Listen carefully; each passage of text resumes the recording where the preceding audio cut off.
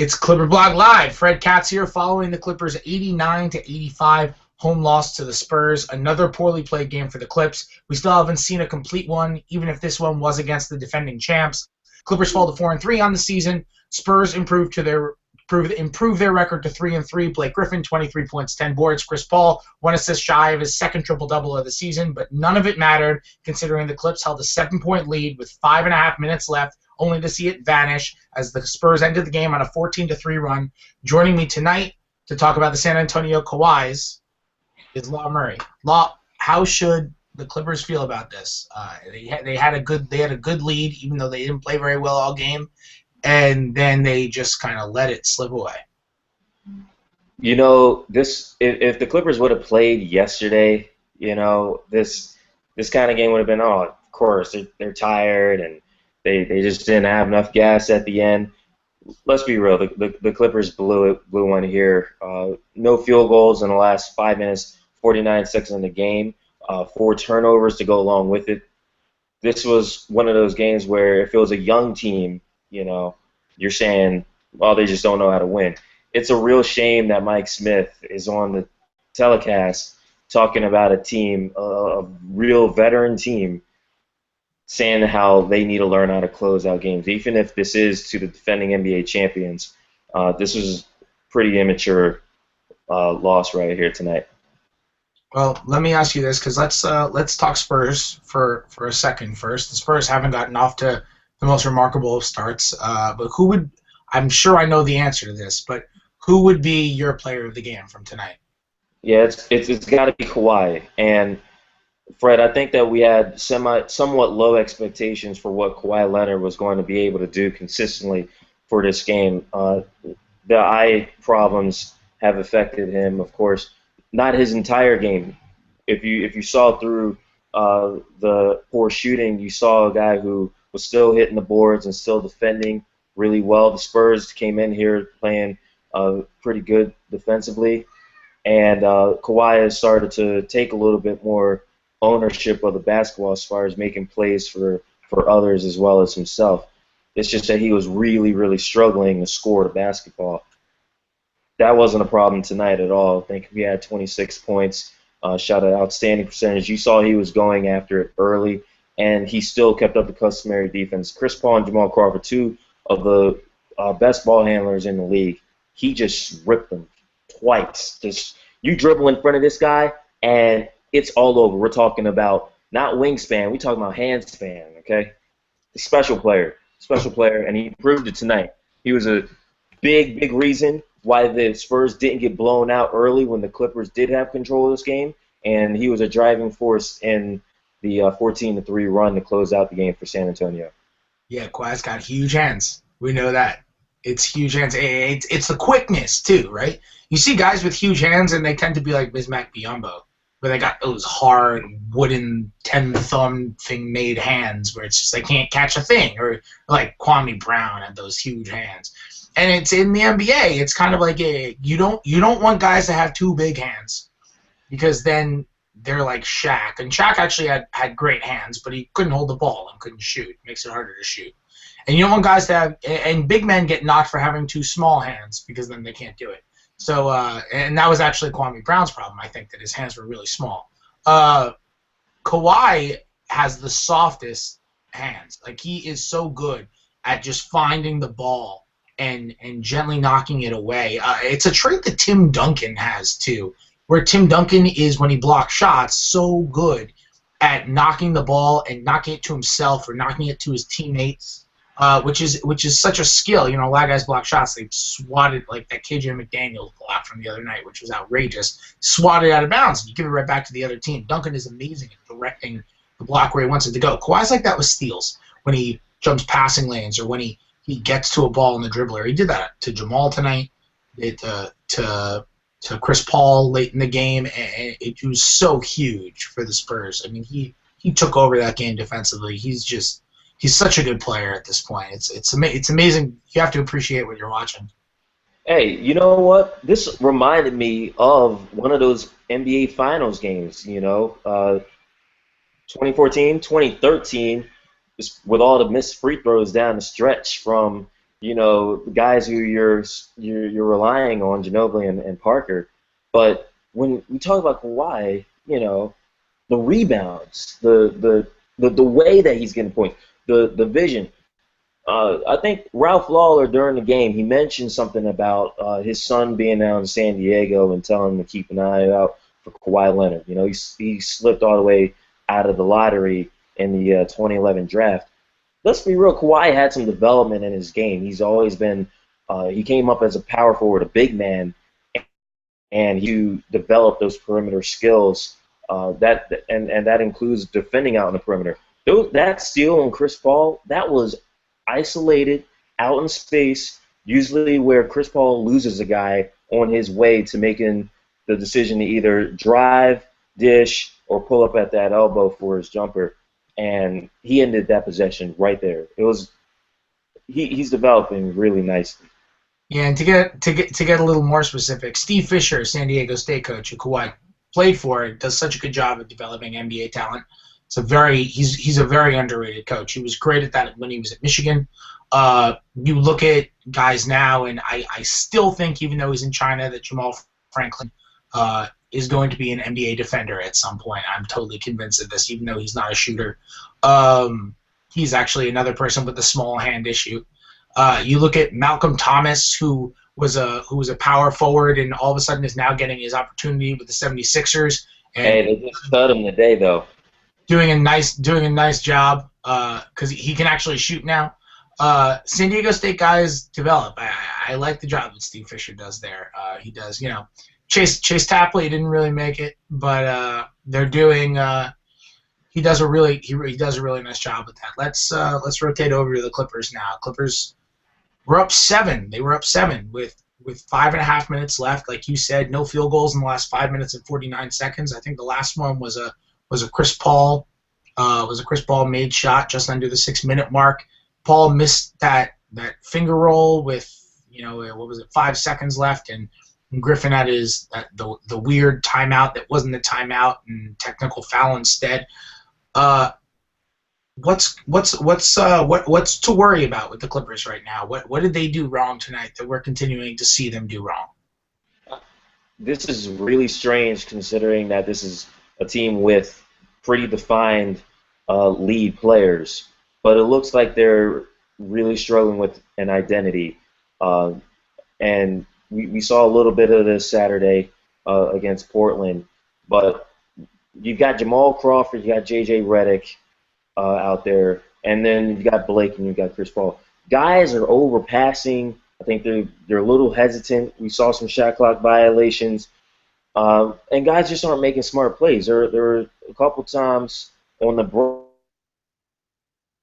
break, the most blatant was Blake Griffin, fast break, has a lead ahead to Jordan. Somehow Boris Diaw intercepts the lob. So I think at a certain point, the Clippers are going to have to find some bread and butter plays, keep it simple for themselves, and just attack teams. They didn't get to the free throw line in that last 6 minutes, except for Crawford getting fouled on the 3. So that's another thing San Antonio does really well.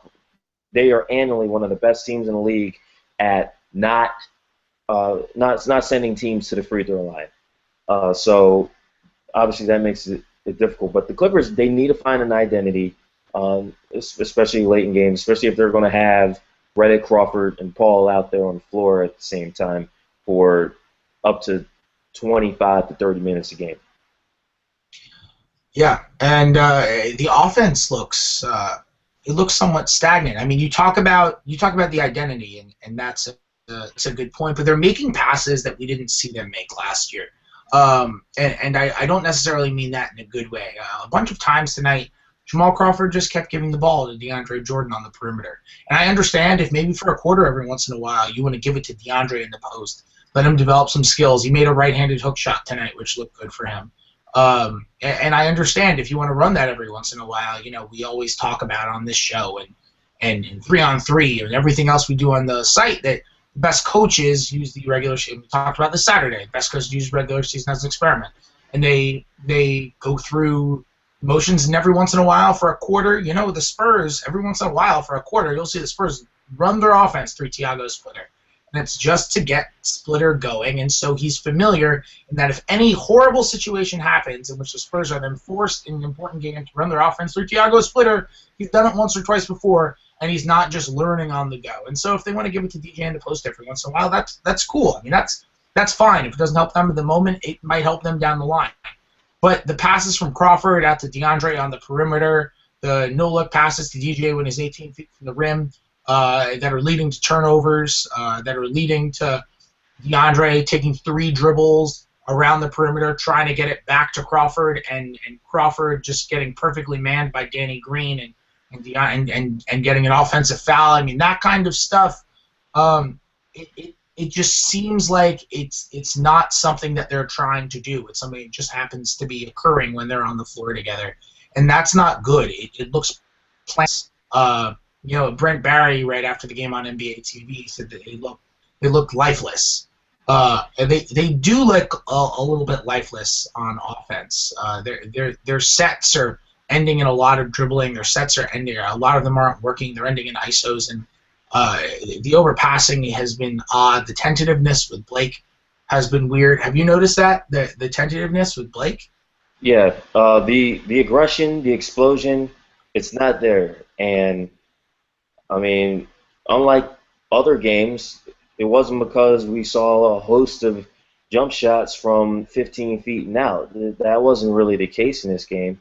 It was just he just didn't. It just doesn't look like he has the explosiveness and the aggression going to the basket, which I think is a little sad. I mean, when you think of Clipper games, it looked like they were playing on the road or playing in the LA Sports Arena next to USC or something. You know, I know it was Monday night in November, but it really looked dead in there. And even with the Clippers bringing the defending champs in, having a lead for most of the game, it never really looked like they had it tonight.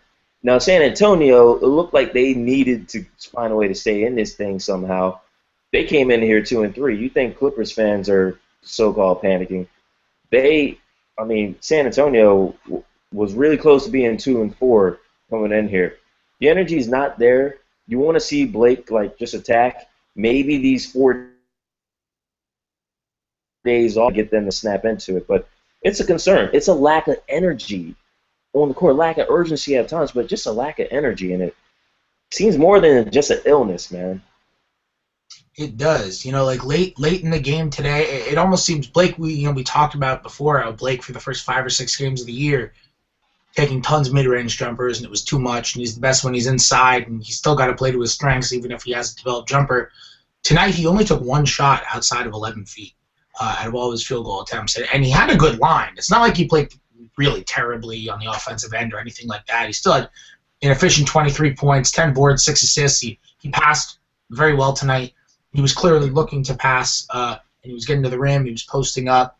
But even his finishes were a little more tame, and it was almost like he was trying to make a concerted effort not to take mid-range shots. Like he knew that his mid-range shot ratio was too high and that he needed to get it down, and he was just trying to make sure the ratio got down because there was a play on the Clippers' second-to-last offensive possession where the Clippers needed a quick 2. Blake got a look. He was in the paint. He had like a 10-footer right there with no one guarding him, and he didn't even look at the hoop. He looked left, he looked right, and he passed the ball. That's not something that can happen. I mean, he's got to take that shot. It's when we say that Blake should be working inside, yeah, that should be the objective, to get a good shot and a good possession. Late in games, it's context dependent, and stuff like that. He wasn't looking to score.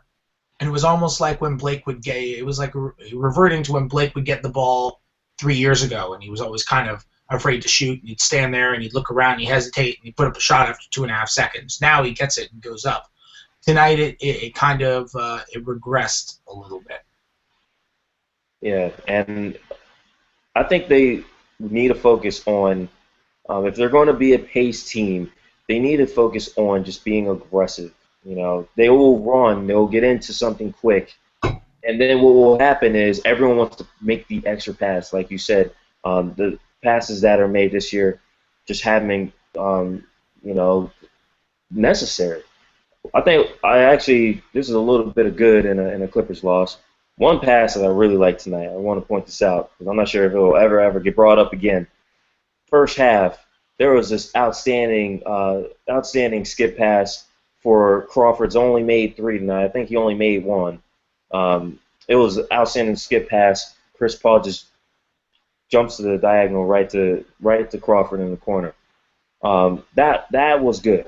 That was good. But that's the thing. Guys have to shoot in rhythm on point. Chris does this sometimes. He has a nice shot after Blake Griffin sucks guys in, but Chris wants to bring it out and keep the ball rotating. And it's like there's only 24 seconds.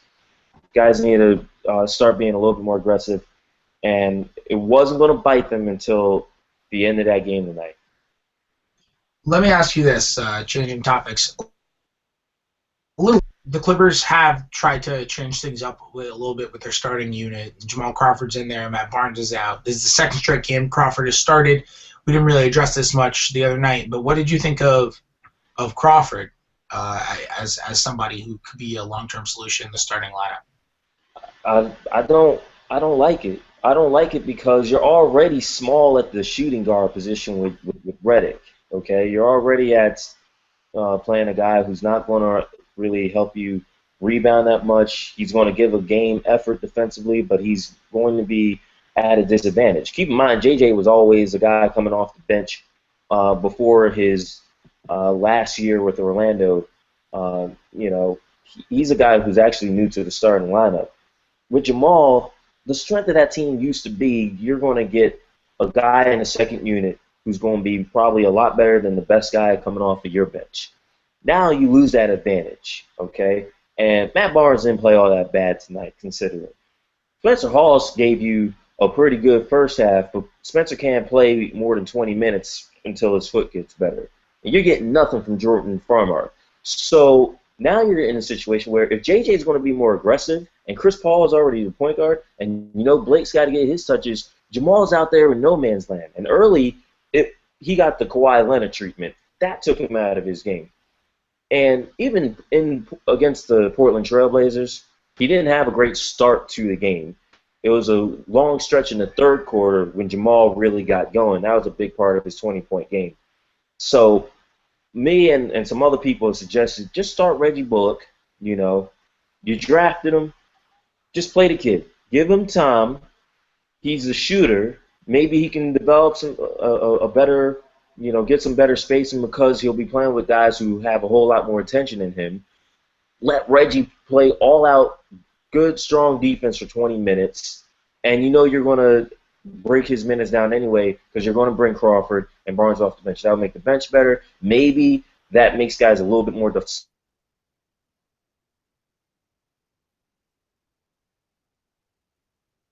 and see what's going on and see why Bullock isn't getting any clock. But I'm not sold on your 15-year veteran who's been one of the best six men now all of a sudden starting out of necessity. That's a big problem.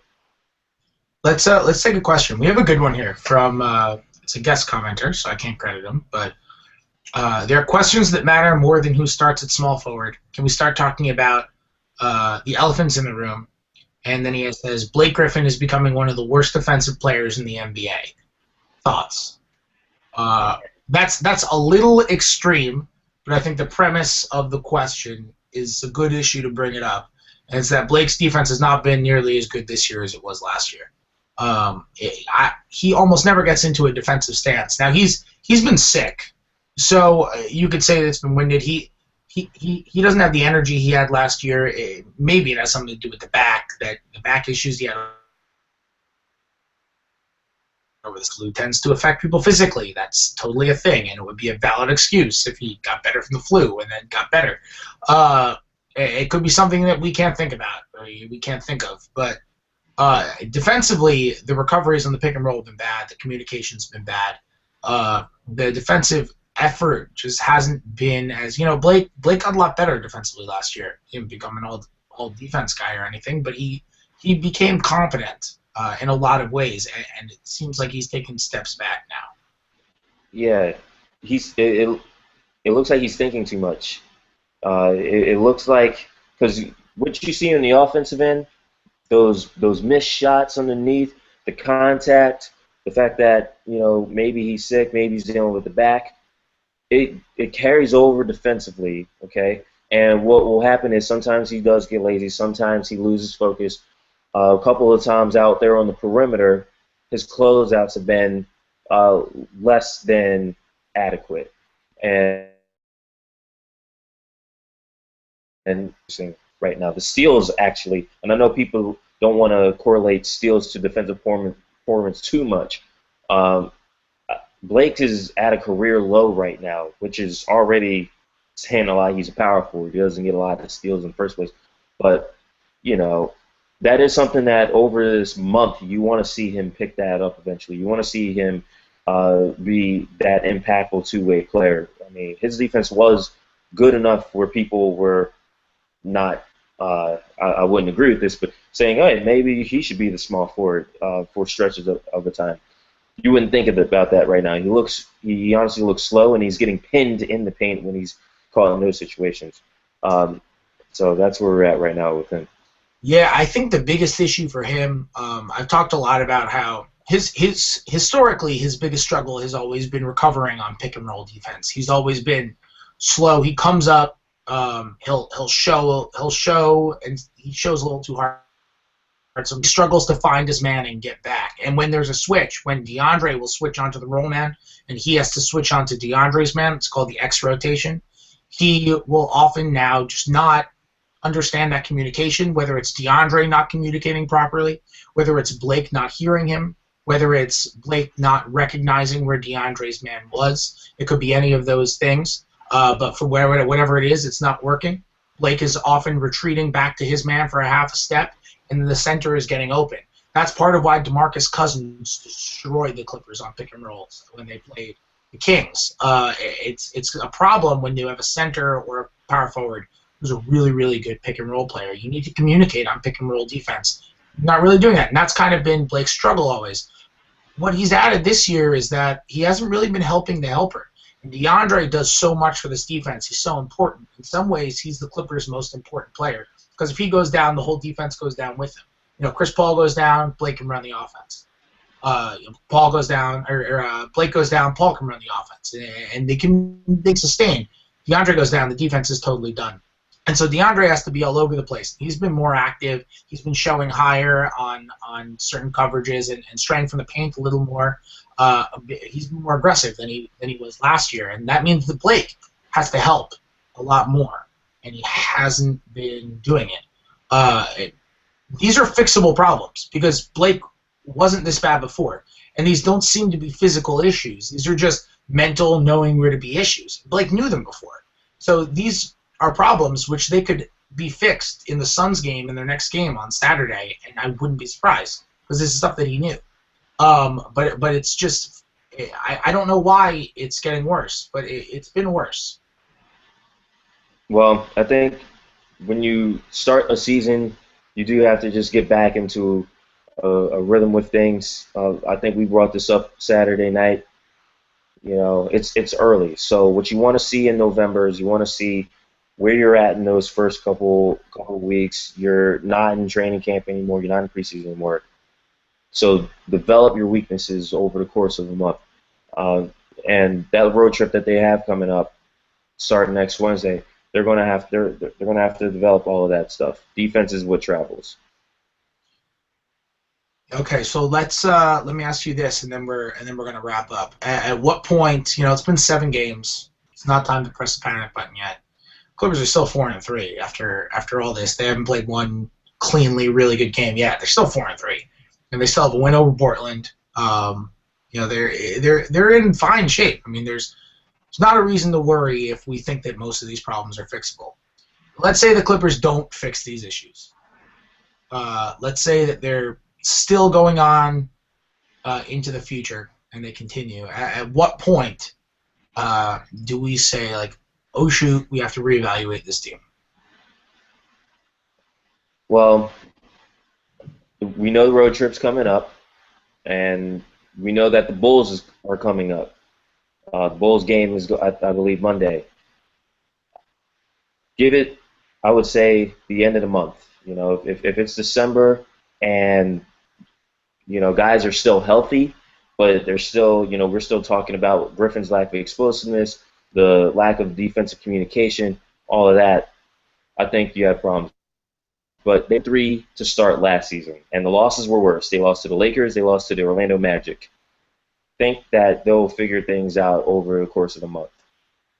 Be patient, people, but be Stats urgent. Stats to remember I brought up a lot in the last week or so. The Clippers were, I believe, 29th in defensive efficiency, 29th in points allowed per possession, 11 games into last year when everyone was saying they don't have a defense that can win a championship. And they turned it around and finished top 10 defensive efficiency. DeAndre got better month to month. Blake got better month to month. They started communicating better. They turned it around, and by the time they got to the Golden State series, and DeAndre was averaging 4 blocks a game, and granted, it was against the Bogut-less team, people were saying how good this defense could potentially be. So these are all fixable issues within this roster without making any sort of roster move. The question is, why is this happening? It's very hard to say, but we can say that it is in fact happening for now. It might not be happening for longer. It might be. The only way to know is just wait and see. That's going to do it for us tonight. Clippers drop another ugly game, this one to the defending champs. 80-85. It's a long layoff until the next game. We mentioned it before. Clippers play the Suns at home on Saturday. That's a 7:30 Pacific time start. For Law Murray, I'm Fred Katz. We'll see you after the game Saturday.